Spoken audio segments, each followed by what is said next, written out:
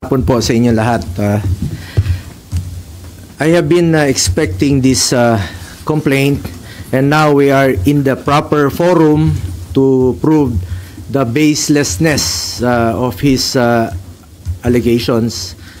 I now have the opportunity to answer him point by point before the Ombudsman and not on media anymore. I will cooperate with the investigation and abide by its legal processes. The truth will be revealed, and believe that justice and fairness shall prevail. I hope that the Ombudsman will be fair. Ulitin ko lang po, I am one with the Filipinos.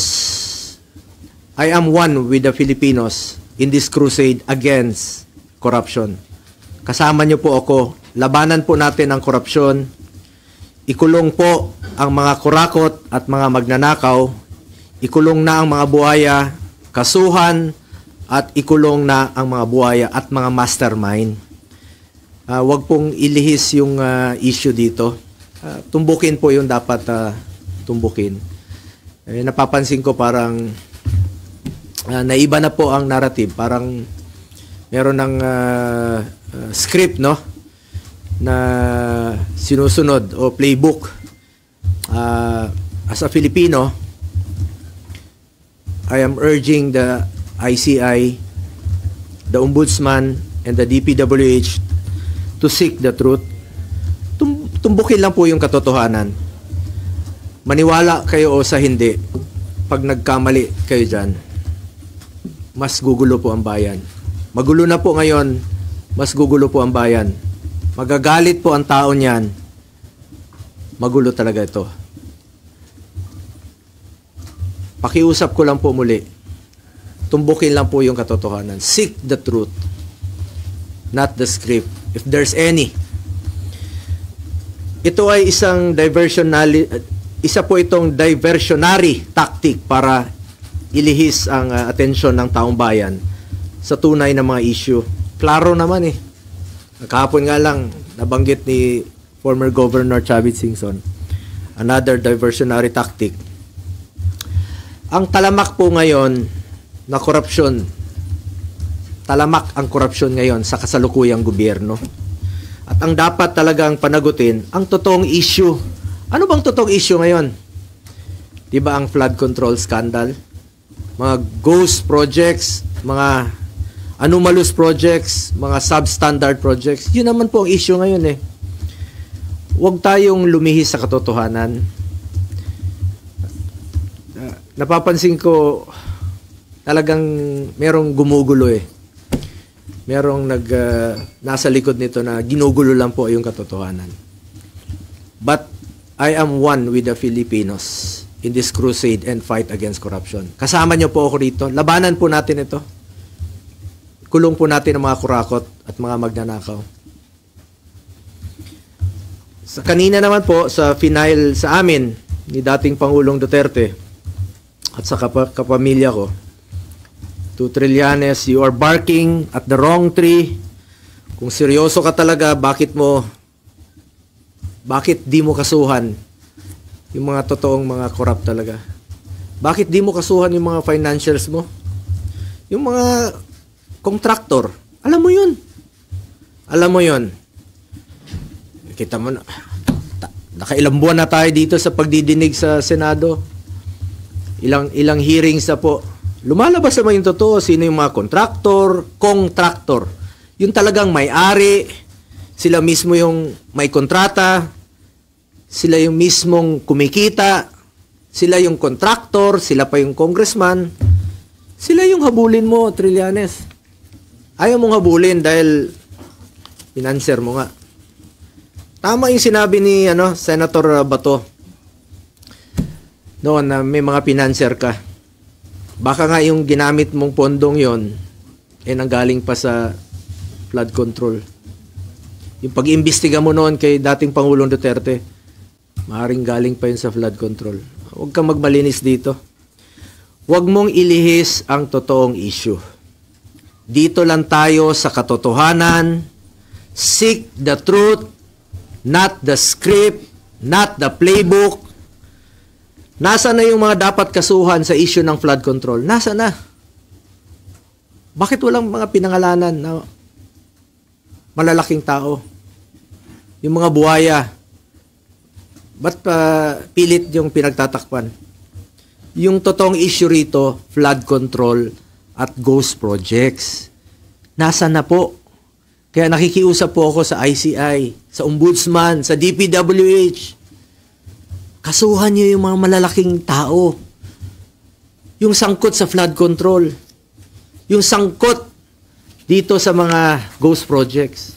Inaantay po ng tao. Pag inilihis niyo po ang katotohanan, magulo po ito. Magulo po ito. At isa po itong lumang tugtugin mula sa lumang script. Recycled na po yung mga issue. Pilit binubuhay para lang mapinturahan po ako ng maitim para siya po ang magmukhang maputi. My conscience is clear. Unlike him, panlabas o panloob, pati konsensya niya madumi. Ang layunin niya ay proteksyonan lang po ang kanyang mga financer at mga nasa likod ng black propaganda na ito. Ang dapat kasuhan ay ang mga financiers kasi sila po yung totoong mga nagnakaw. Hindi po ako magnanakaw. Hindi po ako kontraktor. Senador po ako na nagsiservisyo lang po sa ating mga kababayang Pilipino. At may delikadesa po ako. Yung prinsipyo po ko po sa buhay, yan lang po ang pwede kong pangalagaan sa ngayon. Pangalan ko po at hindi ko sasayangin yan. Kesa sayangin natin dito sa walang kwentang paninira, tatrabaho na lang po ako. Serbisyo, pagmamalasakit at sipag po ang pwede kong ialay sa ating mga kababayang Pilipino. Tingnan nyo lang po kung hindi ba recycled ito. Rehash. 2018, September of 2018. Bago yung halalan, no? Bago pa ako nag-file. Unang tumakbo bilang senador. Nag-ingay na siya noon. Siniraan na niya ako. Siya pang senador noon, no? Ako hindi pa. Kandidato pa lang. Same issue. Nung 2021, akala naman niya natatakbo ako. Same issue. July of 2021. Last year, nung ako po'y patakbo muli for re-election, July 6 of 2024. Same issue. Same. Yung suot niya, ngayon, ay araw na ito. Ito, July of 2024, last year po ito. Yung suot niyang polo, pareho pa rin ng kulay, yung suot niya ngayon. Rehash pa rin, pati polo niya, rehash pa rin. Ginamit muli. Yun pa rin ang ginamit niyang paninira sa akin para siya ang pumuti. Nagpolo na nga siya ng puti para mapumuti kunwari. Pero yung kanyang hangarin ay napaka dumi. Alam nyo, nung ako po ay nag-obserba ng delikadesa sa buhay ko, baka pamilya niya po hindi. Nabalitaan tayo noon, mismo yung tatay niya naging dealer po sa GHQ ng Armed Forces. At nabalitaan nga natin no, na kakasino rin. At may mga ghost rin na yun ang nabalitaan ko noon. So, sana naman tingnan mo ng mabuti kung sino yung walang delikadesa sa atin. Bakit na nililihis ni Trillanes sa mga 2017 projects? Umabot na siya ng 2007. Sino ba mag-aakalang maging presidente si Pangulong Duterte? 2007, gawin mong issue. Kung negosyante yung pamilya ko noon, mapigilan ko ba silang magnegosyo? Wala pa ako sa mundong ito. 70s pa lang may negosyo na po pamilya ko. Lahat tayo may kamag-anak na negosyante. 1993, may negosyo sila. Wala pa po ako kay Mayor Rodrigo Duterte noon. May negosyo na sila. Pero noong 1998, at isa po sa aking naging kondisyon, nung nagtrabaho po ako kay Mayor Duterte, sabi ko, pag pumasok po ng City Hall, yung kamag-anak ko, I will resign. Ayaw ko po magnegosyo sila sa City Hall dahil I observe delikadesa at ayaw ko po ng conflict of interest. Nung naging presidente siya, 2016, dala-dala ko po ito. Hindi po sila nakakapasok ng Malacanang. Hindi po ako pumapayag. Nakialam ba ako sa negosyo nila? Hindi. Nakinabang ba ako? Hindi. At binigyan ko ba sila ng pabor for government contracts? Hindi po. Because I observed delikadesa at hindi po sila nakakalapit sa akin, hindi ko naman po mapili ang kamag-anak ko. Lahat dinadamay na nga ngayon. Baka sa susunod, lolo ko na idamay nila. Hindi ko po mapili ang kamag-anak ko. Hindi to titigil si Trillanes. Sabi ko nga, taon-taon niyang gagawin yan.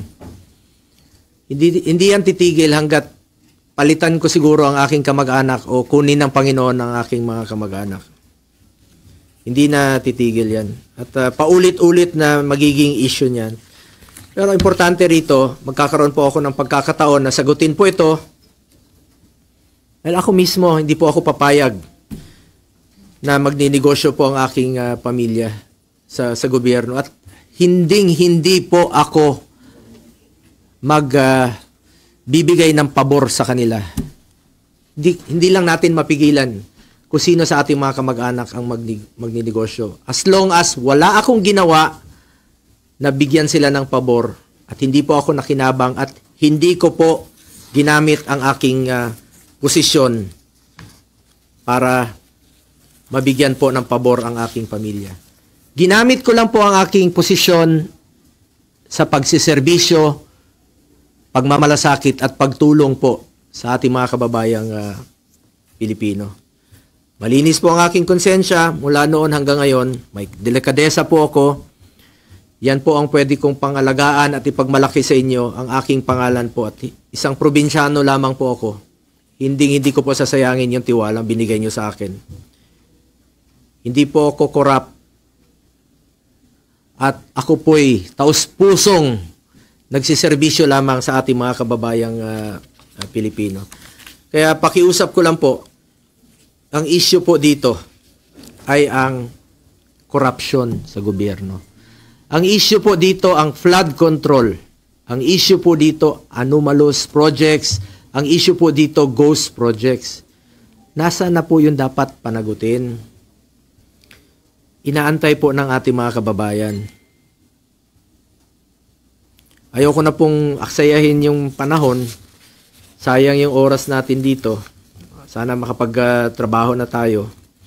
Mas mahalaga sa akin ang trabaho, ang serbisyo at ang kapakanan ng mga Pilipino. Alam naman po ng taong bayan kung sino po yung nagtatrabaho at alam po ng taong bayan kung sino po yung nagsasabi ng totoo. Ako, sipag, more serbisyo at malasakit ang pagtutuunan ko ng pansin.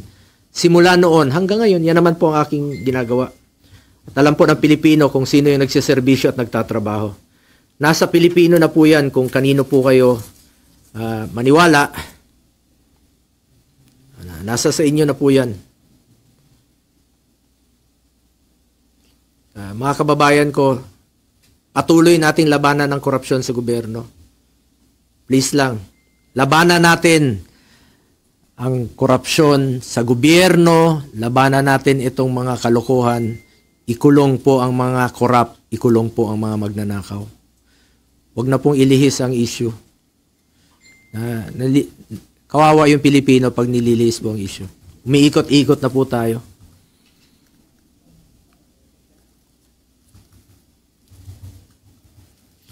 At nakita niyo naman siguro yung complaint ni Trillanes sa mga binigay naman niya sa mga reporters. Paulit-ulit na po, rehash talaga, paulit-ulit. Paninira talaga. Talagang paninira at inililihis yung totoong issue. Yun talagang totoo dito ngayon. Nililihis niya. Paulit-ulit lang. The same, sabi ko nga, 4 na taon na. 2018, 2021, 2024, 2025. Pareho lang yung complaint niya. Na-file na po niya ito last year. Tapos na po election. Nanalo na nga po ako. Naging number 1 pa. Salamat at mas naniwala kayo sa akin kaysa kay Trillanes. At hindi ko po sasayangin yung tiwalang binigay niyo po sa akin. Dahil ako naman po taos-pusong magsiservisyo sa ating mga kababayang Pilipino. Siya yung tamad at alam ng Pilipino sino yung corrupt. Siya yun.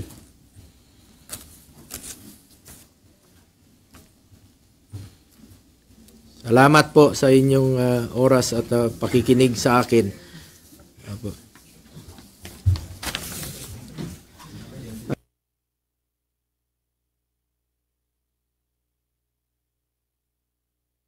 Pakiusap po ito. Hindi po ito pagtuturo o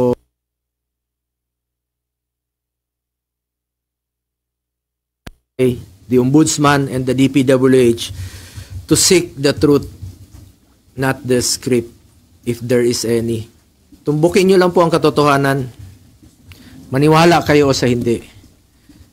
Pag inilihis yung issue, magulo po ito. Magagalit po ang Pilipino. Magagalit ang Pilipino pag niloloko nyo ang ating mga kababayan sa katotohanan. Yung katotohanan lamang po, tumbukin nyo po, I am one with our countrymen in this crusade and fight against corruption. Ikulong ang mga kurakot at mga magnanakaw. Kilala nyo naman yung mga buhaya. Napapangalanan na eh. Yung iba nagtatago lang talaga. Di ko alam saan sila nagtatago o pinagtatakpan nyo lang talaga para ilihis yung katotohanan. Dito lang tayo sa katotohanan. The truth. Hindi kayo magkakamali. Pag doon lang tayo sa katotohanan. Salamat po.